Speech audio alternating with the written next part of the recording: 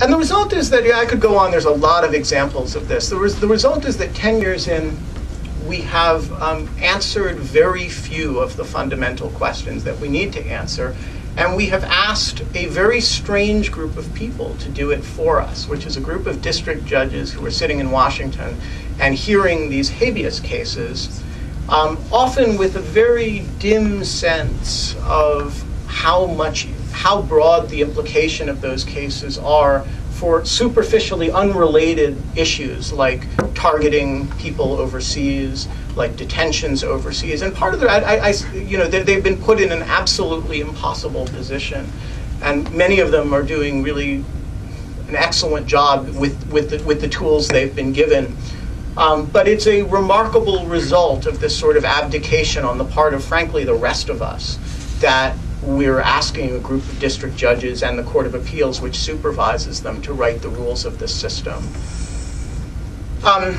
Now, this stands in rather remarkable contrast to other areas of preventive detention.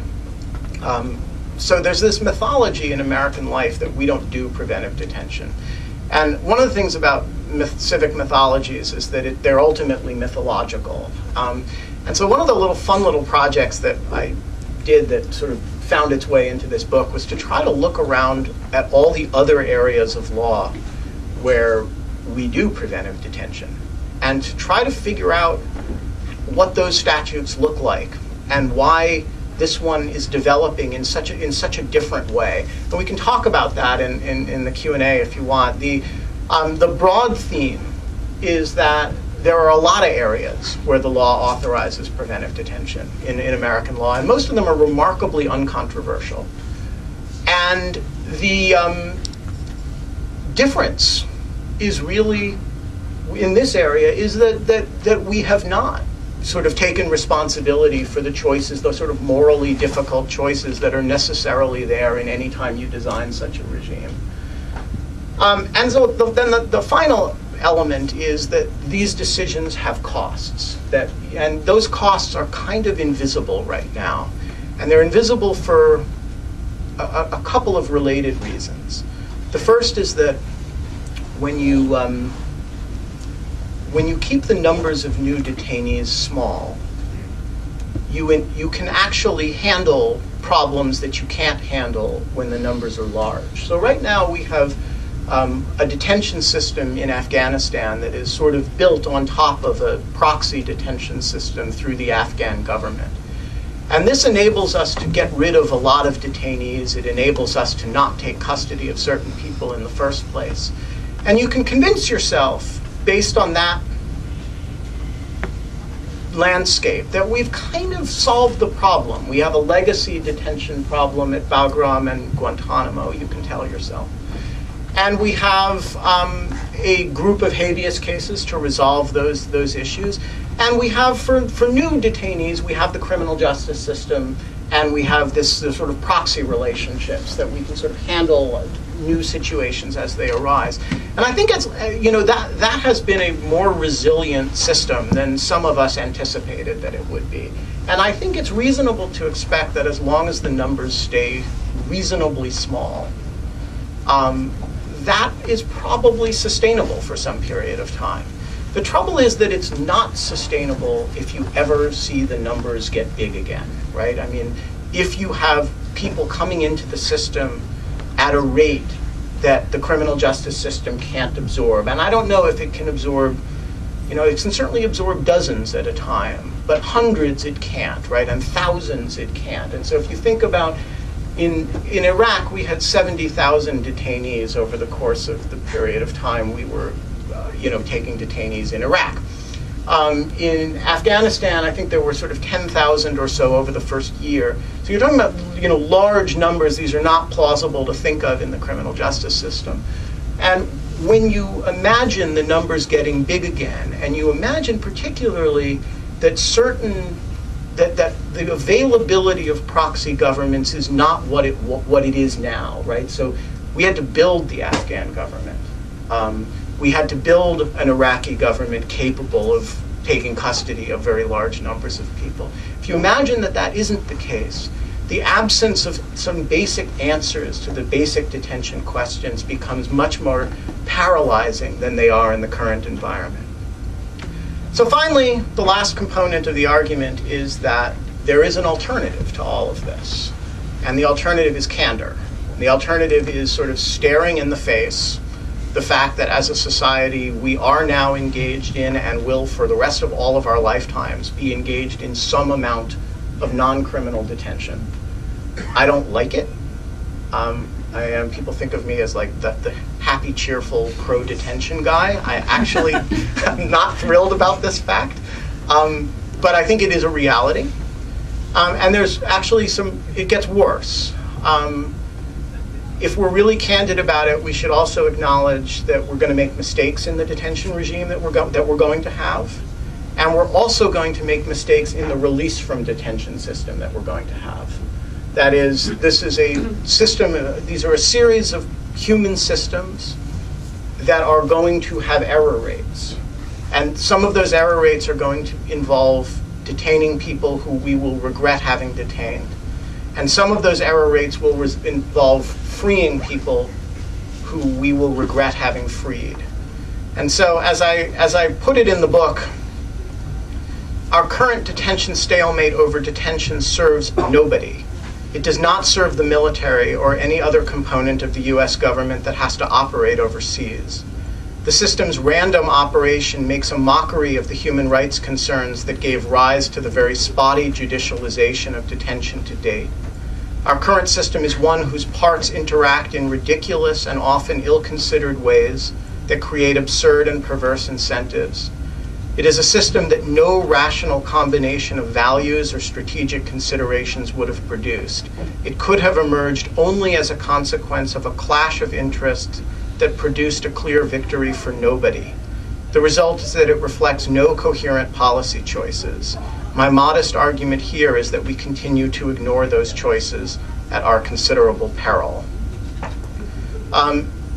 So what I propose in the book is sort of that we identify the essential questions that we have failed to answer, and that we answer them as a society, preferably through legislation. It seems to me that there are depending on how finely you slice the onion, there are several such questions, some of which you can address in the context of the criminal justice system, and some of which you can't.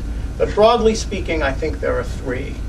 The first, and in many ways the easiest, is what do you do when you have someone that you pull off a plane, say, with his underwear on fire? That is a crisis situation of an unfolding terrorist plot. So the second question is, how are you going to treat law of war detentions in a situation in which some of the basic premises of the Geneva Conventions, which is that people are going to be wearing uniforms, people are going to be fighting according to agreed upon rules, are basically not true. So to what extent are you going to modify authorize modifications of the premises on which we have normally fought and detained people? And then the third, and to my mind, by far the most difficult question, is how do you want to treat the long-term detainee whom one of the premises that just doesn't operate from the normal law of war detention model is that you're going to free this person at the end of hostilities. And there's a category of person that we're detaining who, we can pretend that we are detaining said person because they're part of enemy forces, and that's the sort of fiction that we detain people under now. But the reality is that we're actually detaining them on a sort of more individualized basis, that this person is an extraordinarily menacing figure whom under no circumstances will we let go, and we will think of whatever basis we can to maintain that detention.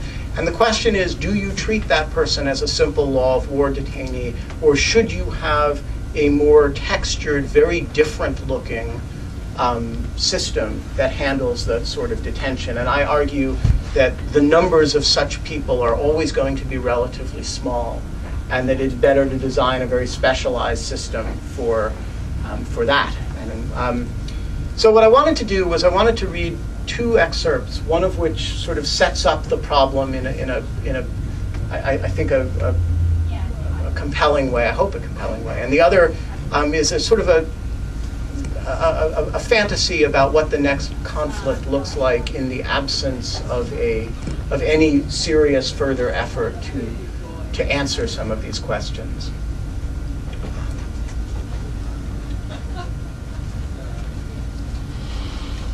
The Western world does not believe in detention. Even when Western nations need detention, they do not believe in it or want to acknowledge it. And so over the years, they have developed elaborate systems for pretending that they do not engage in it. The main vehicle for the West's pretense has been us, the United States. In more recent years, the Afghan government has played an increasingly important role in helping the West pretend. None of the United States' major coalition partners in Afghanistan engages in protracted detentions, but then again, why would they? The United States does it for them. While US forces have the authority to hold the Taliban or Al-Qaeda operatives that they capture, coalition forces do not. Under standard coalition procedures, they turn detainees over to the Afghan criminal justice system within 96 hours of capture, or they release them. The result is that in practical terms, US detention operations and Afghan prosecutions function on behalf of the coalition as a whole. Given that the United States is far more secure from terrorism than is Europe, it seems highly likely that US detention operations have done more, probably much more, to protect European security than US security. Yet not only have European countries refused to participate in detention operations, they have also become the principal critics of US detention operations.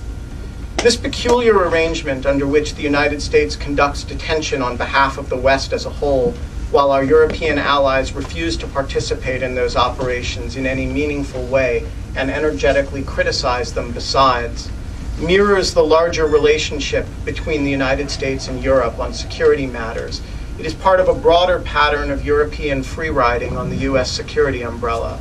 European countries enjoy all of the benefits of a robust detention policy and incur none of the costs. The United States neutralizes dangerous enemies who pose a threat to both European forces in the field and European civilians at home.